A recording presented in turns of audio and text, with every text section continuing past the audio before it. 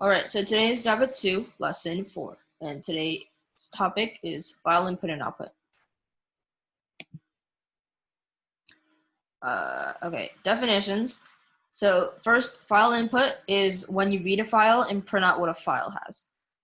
And file output is when you create a file using Java and write in it. So make sure you're clear on the definitions and that you know which one's which, since it's really easy for some people to mix the definitions up. So just make sure you're clear on what it all means.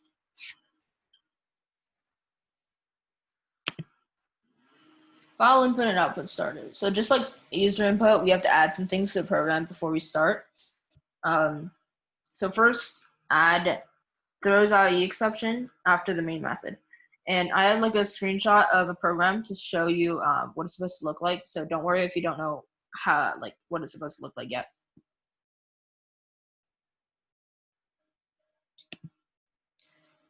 Continued. So PrintWriter is what we use for file output. So add import java.io asterisk, or you can call it a star, semicolon. And this is in front of the whole program. This imports everything from the package java.io, which is used for both file input and output.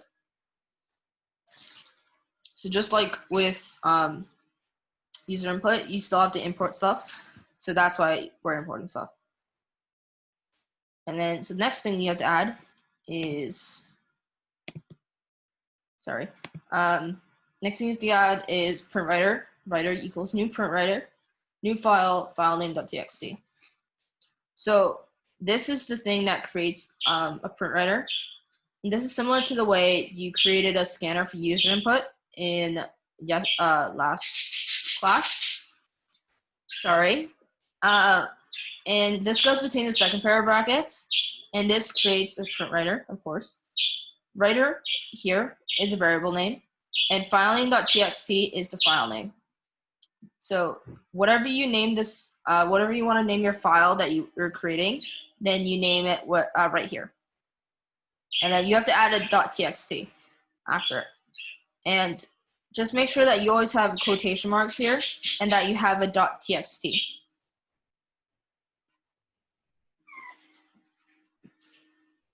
Okay. Okay, so anyways, that's about it for this slide. Again, there's still more stuff, so we're doing another continued slide. So to create a scanner, which is what we'll use for file input, as well as user input. So that's a similarity there. So you have to add import java.util.scanner, and that's to the beginning of the program. So this case, you have to add two import statements. So just make sure you remember which one's which and that you put it correctly. It's also the same as the one you use for user input. So that's also a way you can remember it. So you still have to add like one of these. So scanner reader equals new scanner, new file, file name.txt. So just keep in mind that this is not the same statement as user input. The scanner part is still the same, but just keep in mind that it's new file and then file name.txt. So again, this goes between the second pair of brackets. Reader here is a variable name, and file name.txt is the name of the file you're reading. So in this case, you can't set this to whatever you want. It has to be the same name as whatever you want to read from.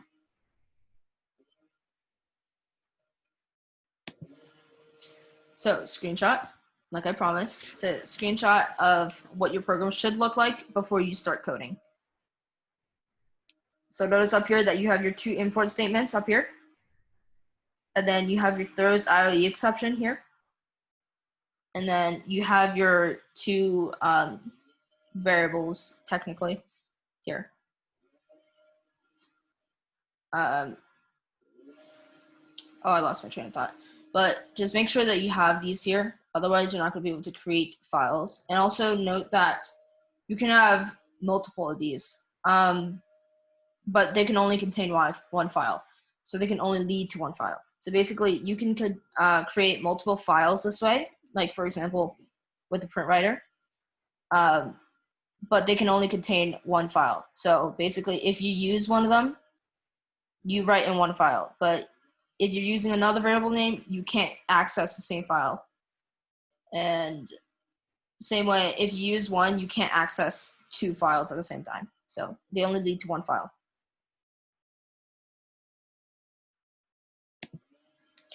File output. So to write on a document using PrintWriter, use this. So you can see here that I have writer.print hello, and then writer.close. And what if you open the file in like Java application or JDoodle? Actually, I don't know how JDoodle works yet, but it is possible to do file input and output using JDoodle. So what you would see in the file is hello.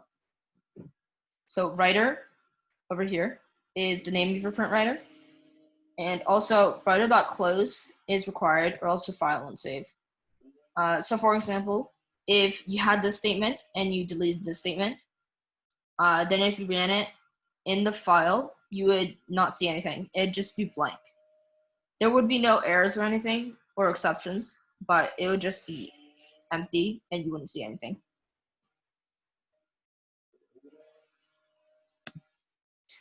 Explanation. This basically already covered what I just said, but I'm just going to say it again. So this statement writes hello into a new text file, and that's what the .txt after the file name represents.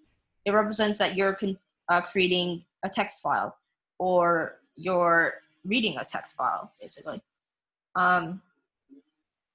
Text files usually just contain a regular Google document would contain, for example. So like you could write a story in there, you could type math equations in there, all kinds of stuff. It's just a regular text file rather than something like a Java file. So, okay, if you look on your desktop or wherever on your computer, there should be a new file on your computer where when you open it, it will contain the word hello. And this note really applies to if you have the Java application. If you don't have the Java application and you're using JDoodle, then there would be a new file on your JDoodle. But if you had the official Java application, then you'd see the word a new file and you'd see hello. Also, the name of the file would be whatever you named your file with when you created the print writer. So if you named it java2.txt, for example, the file would have the name java2.txt. And finally, the rules and abilities that apply to print statements applies to print writer. So what I mean by that is, so if you look back here on the previous example, so you can see here that I have .print here, and that prints a hello, well enough. But for example, if you had added an ln after that, so print ln hello, then it would print hello, but then it would skip to a new line, just like how it would in a regular print statement. And that's what I mean by that. So you can add, you can do that with the print ln. You could also add in here, like put addition statements, subtraction statements, division, modulus, anything like that. You can also do like user input, stuff like that. So basically anything that you can do with regular print statements, you can do in these types of statements. And yeah, that covers it for those two slides. So an example. So you can see that I created a new file named java2.txt. In it, I wrote hello, println hello, and then down here I say .print for, and writer.close. So if you looked in the file, you would see hello and for. And that's made possible because I have a .println here. So just keep in mind that you can do the same things you do with print statements that you can do with, you can do the same things that you do with file output that you do with print statements. File input. So using a scanner to read from a file works the same way as scanner reads user input. So all the ways to get user input is the same way to read something from a file. So that includes, so like .next, .next int, .next double, .next line. All of those work for doing file input. So also note that you can skip something while reading a file by writing reader.next, for example, by itself. And I'll explain a little bit more about it on the next slide. And also how to see if a file still has information is this following statement. So reader.hasNext, and the reader is scanner name. So whatever your scanner name, put it there. So an example, so you can see that I copied the same, I copied the information from the last print writer example. So it's the same here. But then you can see here that I add a scanner reader, and it's the java2.txt here. And then I do system.out.println reader.next. So, and that would print hello since .next, you can see here that it's hello, and then I print a hello. So the thing with skipping is that, so when scanner is reading a file, it doesn't skip around. It goes kind of like a for loop. It goes through every single, so picture a for each loop in an array. It goes through each element, or in this case, each piece of data. So it goes through each of them, and it doesn't skip around. So that's why you have to skip through stuff instead of just going to whatever, just like an array if you're doing indexes. You have to go in line with each other. So that's why I'm saying that you could skip something. And what that means is that, so when you're saying reader.next, you're saying that I want the next element. And what it does, it grabs a single element. And then if you don't have a print statement, if you don't have it inside a print statement and by itself, then it wouldn't print anything automatically, which is why you have to put it in a print statement to actually get anything. So by just doing it by itself without a print statement, that's how you would skip through elements if you didn't want to get them. And also, since it only gets one single element, however many times you want to skip something, then you would copy the statement however many times into your program.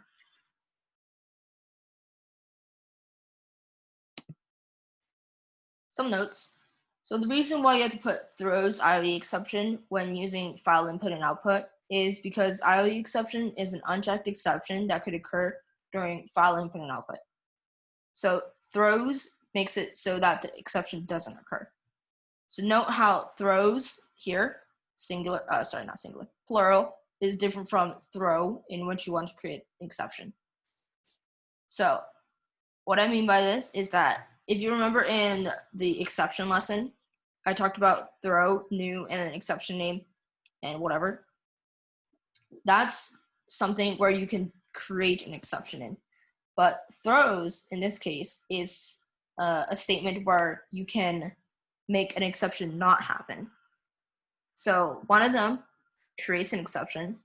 One of them makes an exception not happen. So just make sure that you're clear on the difference between them and you don't accidentally put something where it's not supposed to go. Next, if you have all integers in a file and you want to read a word, you will get input mismatch exception. So make sure you read things in order. This statement is kind of wrong, but just make sure that you understand this one. So you will get an input mismatch exception if you read the wrong data type. So this is an actual exception, so make note of that. But the reason why the rest of the statement is really wrong is because of this line. And that line is the code reader.next also works for numbers. So using this, you can also input numbers as well as words. So I'm going to change like the rest of the statement later so that it matches. But just this statement here is true, and this statement here is true. Wait, so... Well, like this statement is true. When you write in the file, does it just turn everything into a string?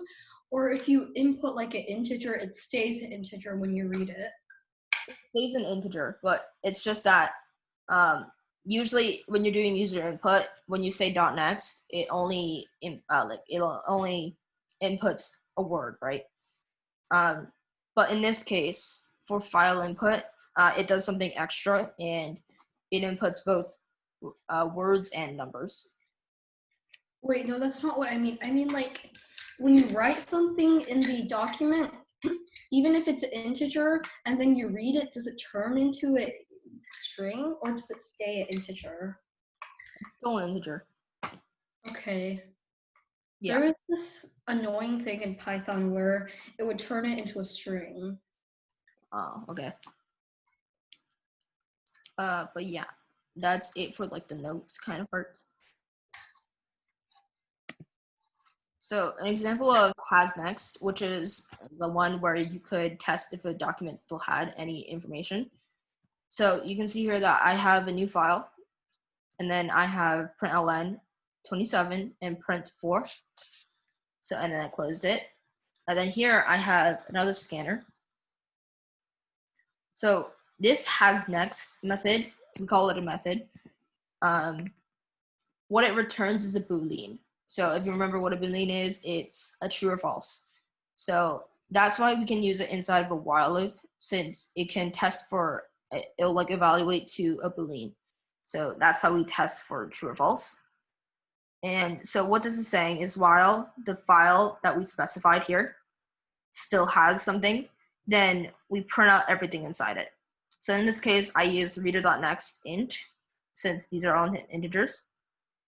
So basically I'm saying that as long as this document still has something, then I'll print the integers out. So that's why the output would be 27 and 4, since we have 27 and 4 here. Also, just take note that these two, how these two are similar. Well, not similar, but they're the same. So make sure you have that the same.